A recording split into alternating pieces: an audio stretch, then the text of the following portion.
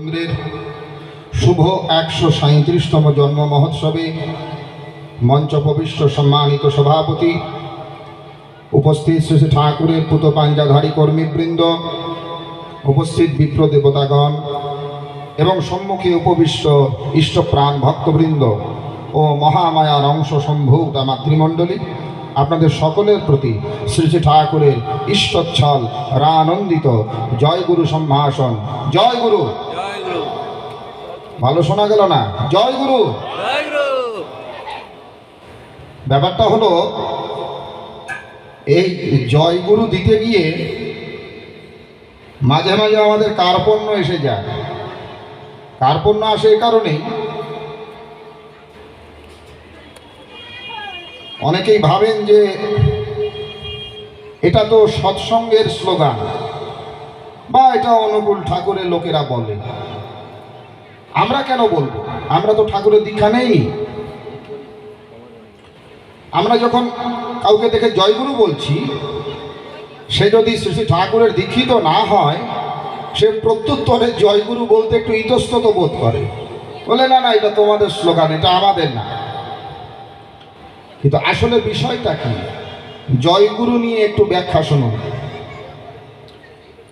জয়গুরু কথাটি শ্রী শ্রী ঠাকুর অনুকূলচন্দ্র কিংবা সৎসঙ্গের নিজস্ব কোনো তৈরি করা স্লোগান বা মতবাদ নয়।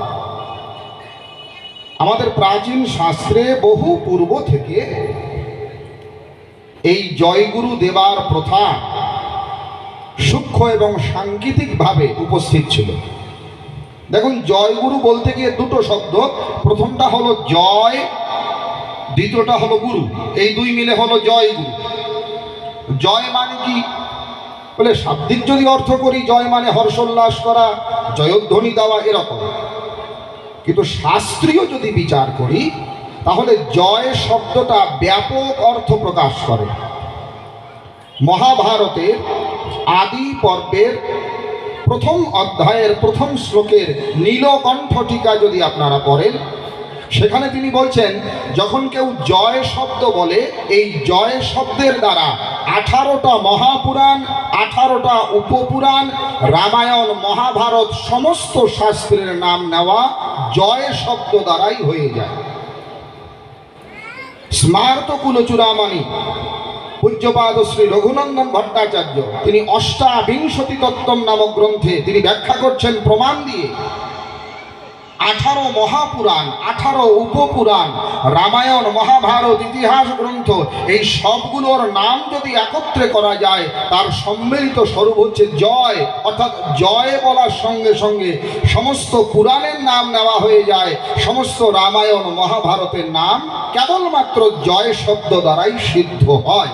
এজন্য দেখতে পারবেন, যে কোনো পুরাণ যখন আমরা পড়ি, ভাগবত বলেন, মৎস্য পুরাণ বলেন, গরুর পুরাণ বলেন, শুরুতেই একটা শ্লোক থাকবে, নারায়ণং নমস্কৃত্য নরং চৈব নরোত্তমং দেবীং সরস্বতীং ব্যাসং ততো জয়ো মুদীরয়েৎ।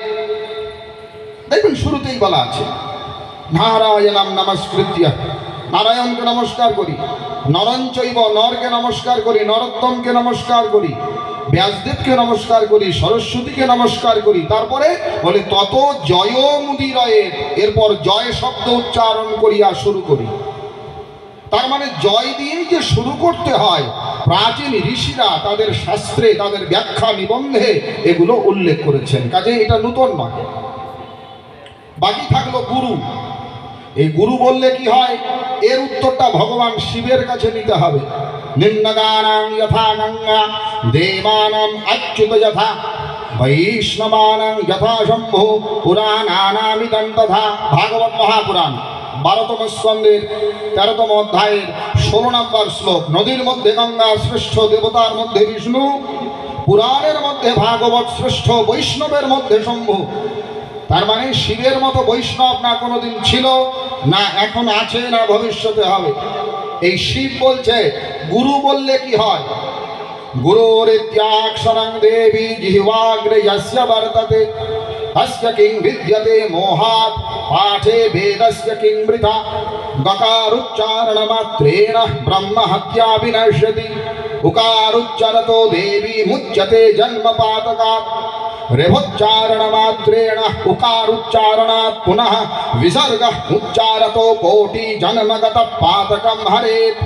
गुरुतंत्र श्लोक नंबर 31, 32, 33 मन दिए शुनुन। भगवान महेश्वर माता पार्वती के बोलছেন, শোনো পার্বতী, গুরুরিত্যাক্ষরম দেবী জিহ্বাগ্রয়স্য বর্ততে। যে সমস্ত মানুষের জিহ্বা দ্বারা গুরু শব্দ উচ্চারিত হয়, গুরু ধ্বনি প্রদান করা হয়, তস্য কিং বিদ্যতে মোহাৎ পাঠে বেদস্য কিং বৃথা। ওর কষ্ট করে বেদ পাঠের প্রয়োজন নাই। কেন?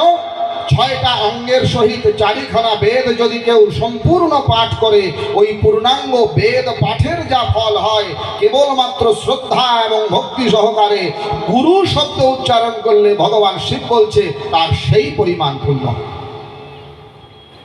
গকার উচ্চারণ মাত্রে না ব্রহ্ম হত্যা বিনশ্যতি। ভগবান শিব বলছেন এই গুরু বলতে গিয়ে গ যখন মুখ দিয়ে বের হয়, ব্রহ্ম হত্যা পাপ চলে যায়। উকার উচ্চারতো দেবী মুচ্যতে জন্মপাতকাৎ। উ শব্দ যুক্ত হওয়ার সঙ্গে সঙ্গে এ জন্মের পাপ চলে যায়। রেফোচ্চারণ মাত্রে না উকার উচ্চারণাৎ পুনঃ গুরু উচ্চারত কোটি জন্মগত পাতকম হরে।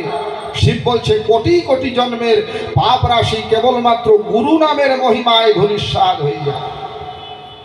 আরো শুনুন, বৃহৎ ধর্মপুরাণের মধ্যখণ্ডে 15তম অধ্যায় 68তম শ্লোকে ভগবান বলছেন গুরু বললে কি হয়। ভগবান বললেন, দেখো এই গোটা বিশ্বকে আমি ধারণ করে থাকি, সমস্ত বিশ্বকে ধরে আছি আমি, কিন্তু ভগবানকে কারা ধরে? ভগবানকে ধরার সামর্থ্য কার হয়? ভগবান সবাইকে ধরে আছে, কিন্তু ভগবান বলছে আমাকে ধরে রাখার সামর্থ্য কার? পদ্মনাভ কৃপানাথ গুরু শ্রী পুরুষোত্তম ইতি রয়তি যো নিত্যম সমাম ধরতি নিত্যশঃ। বৃহৎ ধর্মপুরাণে ভগবান বলছে যে সমস্ত মানুষ পদ্মনাভ, কৃপানাথ, গুরু অথবা পুরুষোত্তম শব্দ উচ্চারণ করে, ওই সমস্ত মানুষ নিত্য নিত্য আমি ভগবান আমাকে ধরে রাখতে সক্ষম হয়। সুতরাং গুরু শব্দের মহিমাও ব্যাপক, জয় শব্দের মহিমাও ব্যাপক। এই জয় এবং গুরু মিলিয়ে যে জয় গুরু হলো, এর প্রমাণ কোথায়? এর প্রমাণটা আপনারা পাবেন পদ্ম পুরাণের পাতাল খণ্ডের 49তম অধ্যায়ের 6 নম্বর শ্লোকে। জয়ত্যে তত্ত্বয়া বাপ অথবা শ্রী শব্দ পূর্বকম তচ্চমে মঙ্গলম নামং জপাৎ পাপম প্রমুচ্যতে। আমি তো আলাদা করে জয় বললাম আর গুরু বললাম, এ দুটো মিলে যখন জয় গুরু হলো, এটা কোথা থেকে? ভগবান বলছে জয়াদ্যে তত্ত্বয়া বাপ, জয় শব্দ অথবা শ্রী শব্দ অথবা শ্রী শব্দ পূর্বকম তচ্চমে মঙ্গলম নামম। শিব বলছে যারা কৃষ্ণের নাম, ভগবানের নাম বা ভগবতীর নামের পূর্বে জয় অথবা শ্রী শব্দ যুক্ত করিয়া জপ করে, তার পাপ চলে যায়। যেমন রাম শব্দের আগে যদি শ্রী দেই তাহলে জয় শ্রীরাম হয়, হয় না? জয় শ্রীরাম। কৃষ্ণ শব্দের আগে যদি শ্রী দেই জয় শ্রীকৃষ্ণ। তাহলে যে কোনো ভগবানের নামের আগে যদি জয় শব্দ প্রয়োগ করা যায় অথবা শ্রী শব্দ প্রয়োগ করে জপ করা যায়, তো পদ্মপুরাণের পাতাল খণ্ডে 49তম অধ্যায়ের 6 নম্বর শ্লোকে ভগবান বলছেন জপাৎ পাপম প্রমুচ্যতে। এই গুরু শব্দও ভগবানের নাম, তাই গুরু শব্দের আগে যদি জয় দিয়ে বলা যায়, অর্থাৎ জয় গুরু বলা যায়, এই বলার সঙ্গে সঙ্গে মানুষের সমস্ত পাপ দূর হয়ে যায়। এ গেল শাস্ত্রীয় প্রমাণ। এর বাস্তব ইমপ্লিমেন্ট কোথায় কোথায় হয়েছে মন দিয়ে শুনুন। জয়গুরু যে কেবল আমরা বলি তা কিন্তু নয়, ভুল কথা। স্বামী বিবেকানন্দের নাম আপনারা সকলেই শুনেছেন, বাংলার বীর পুরুষ, সনাতন ধর্মের সিংহ পুরুষ, যিনি শিকাগো ধর্ম মহাসম্মেলনে বৈদিক সনাতন ধর্মের পতাকাকে উড্ডীন করেছিলেন স্বামী বিবেকানন্দ। তিনি তার একজন বন্ধু, তিনিও প্রখ্যাত সাধক স্বামী ব্রহ্মানন্দ, তার গুরুভ্রাতা। এই ব্রহ্মানন্দকে চিঠি লিখছেন।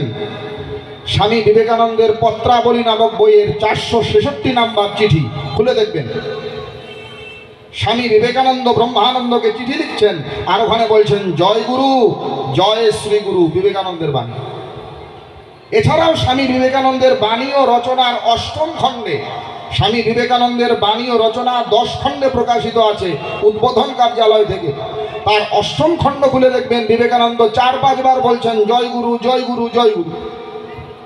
আরো অবাক হয়ে যাবেন, রামকৃষ্ণ পরমহংসদেবের শিষ্য ছিলেন শশীভূষণ, তিনি যখন আরতি করতেন তিনি জয় গুরু বলেই আরতি করতেন। প্রমাণ রামকৃষ্ণ লীলা প্রসঙ্গ নামক বই। সুতরাং রামকৃষ্ণ মিশনের ভক্তরাও বলতে পারে জয় গুরু, কোনো আপত্তি নাই। এবার আমাদের বৈষ্ণব জগতের দিকে আসি। বৈষ্ণব কুলচূড়ামণি, অখিল ভারত জয়গুরু সম্প্রদায়ের প্রতিষ্ঠাতা ঠাকুর শ্রী শ্রী সীতারাম দাস ওঙ্কারনাথ মহারাজ, যার প্রতিষ্ঠিত মহামিলন মঠ গোটা ভারতে আছে। আমি কাশীতে যখন গিয়েছি মহামিলন মঠে ছিলাম, বৃন্দাবনে যখন গিয়েছি মহামিলন মঠে ছিলাম। মস্ত বড় সাধক তিনি, বৈষ্ণব জগতের উজ্জ্বল নক্ষত্র সীতারাম ওঙ্কারনাথ। তিনিও এই জয়গুরুর মহিমা ব্যাখ্যা করতে গিয়ে বললেন এটা একটা সম্প্রদায়, অখিল ভারতীয় জয়গুরু সম্প্রদায় তিনি নিজে প্রতিষ্ঠা করেছেন। এদিকে চতুঃসাধনায় সিদ্ধ পূজ্যপাদ স্বামী শ্রীমৎ নিগমানন্দ সরস্বতী পরমহংস মহারাজ, তিনি জয়গুরু মহানাম কীর্তন করাতেন। তাই নিগমানন্দের ভক্তরাও বলতে পারে জয়গুরু, সীতারামের ভক্তরাও বলতে পারে জয়গুরু। ওইদিকে বৃন্দাবনে চলে যান মহাত্মা বিজয় কৃষ্ণ গোস্বামী, যে বিজয় কৃষ্ণ গোস্বামী এককালে ব্রাহ্ম, পরে রামকৃষ্ণের সংস্পর্শে আসলেন এবং বৈষ্ণব জগতের একজন শ্রেষ্ঠ আসনে অধিষ্ঠিত হয়েছিলেন। এই বিজয় কৃষ্ণ গোস্বামীও জয়গুরু বলেছিলেন। বইটার নাম শ্রী সদ্গুরু সঙ্গ, লেখক কুলদানন্দ ব্রহ্মচারী, তারাও বলতে পারে জয়গুরু। ওইদিকে আমাদের গৌড়ীয় বৈষ্ণব জগতে যখন পদাবলী রচনা হলো, কীর্তন রচনা হলো, তখন গৌড়ীয় বৈষ্ণবরাও বলছে জয় জয় শ্রী গুরু প্রেম কল্পতরু, আর জয় জয় জয় শ্রী গুরু প্রেম কল্পতরু। বৈষ্ণব দাস গৌড়ীয় বৈষ্ণবের যখন পদাবলী লিখছেন, উনিও বলছেন জয় জয় শ্রী গুরু। আরে অবাক হয়ে যাবেন, গৌড়ীয় মঠের যে কোনো বই খুলবেন প্রথম পৃষ্ঠায় লেখা আছে শ্রী শ্রী গুরু গৌরাঙ্গ জয়তু। তার মানে কি গৌড়ীয়, কি রামকৃষ্ণ মিশন, কি নিগমানন্দ সরস্বতী, কি জগৎবন্ধু সুন্দর, কি সীতারাম, কি শাক্ত, কি শৈব, কি বৈষ্ণব, প্রত্যেক সনাতন ধর্মাবলম্বী বলতে পারে জয় গুরু, জয় গুরু। এতে কোনো লজ্জার বিষয় নাই। আরে আপনি আপনার গুরুর জয়ধ্বনি দিচ্ছেন, আমি আমার গুরুর জয়ধ্বনি দিচ্ছেন, এতে কোনো সংকোচের বিষয় নাই। পরম প্রেমময় পরম দয়াল শ্রী ঠাকুরের ভাবাদর্শে যে সমস্ত নীতিবিধি তিনি প্রণয়ন করেছেন, এগুলো কোনো নির্দিষ্ট ব্যক্তির জন্য তিনি দেননি, কোনো নির্দিষ্ট সম্প্রদায়ের জন্য তিনি দেননি। গোটা বিশ্ববাসীর যে কোনো মতের, যে কোনো পথের, যে কোনো বর্ণের, যে কোনো গোত্রের ব্যক্তির জন্য সর্বকালে সর্বদেশে সর্ব পরিস্থিতিতে ইমপ্লিমেন্ট করা যায় এমনতর বিজ্ঞানসম্মত বাস্তব শিক্ষা দিয়েছেন পরম প্রেমময় শ্রী ঠাকুর অনুকূল চন্দ্র ভক্তমণ্ডলী। আমরা সেই ঠাকুরের জীবন নিয়ে, তার দর্শন নিয়ে, সৎসঙ্গ নিয়ে আলোচনা করবার জন্য, শোনার জন্য এখানে বসেছি। যদিও আমার গলার অবস্থা অত্যন্ত খারাপ, আমি ভারতবর্ষে বিভিন্ন জায়গায় অনুষ্ঠান করছি। গতকালকে মালদায় ছিলাম রাত্রিবেলায়, 2 দিন সেখানে ঠাকুরের সৎসঙ্গে যোগদান করেছিলাম, আলোচনা করেছি। বিভিন্ন জায়গায় গিয়ে গলার অবস্থা একদম খারাপ হয়ে